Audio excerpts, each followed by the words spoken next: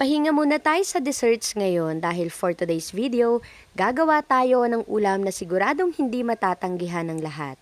Isa rin ito sa madalas na ino-order sa mga restaurant at paboritong baunin sa mga outing ng pamilya o ng barkada.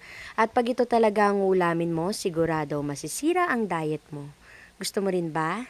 Tara! Luto tayo. Sa recipe na ito ay halos same lang din naman yung procedure ng gagawin natin sa pagbababad o pagmamarinate ng ating mga liempo. Sa isang mixing bowl, maglagay tayo ng 2 dato puti barbecue marinade na 144 ml, banana ketchup na 320 grams, at sa pampalasa naman maglagay tayo ng paminta mga 1 tablespoon, 1/3 cup ng brown sugar, at yung next na ilalagay ko ay MSG pero yan po ay optional lang. Kung ayaw po ninyo maglagay ay okay lang din naman.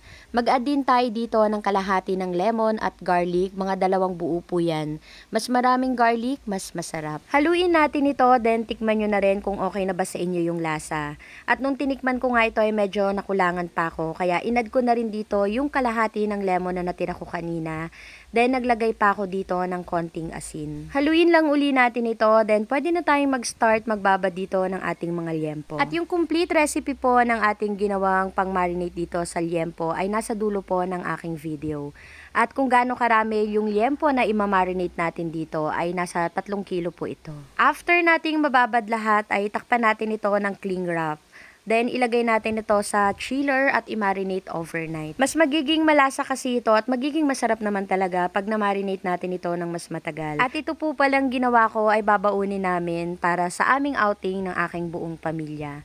Pero kung ito po ay gagawin ninyong pang-ulam, lagay nyo po ito sa freezer para hindi kaagad masira.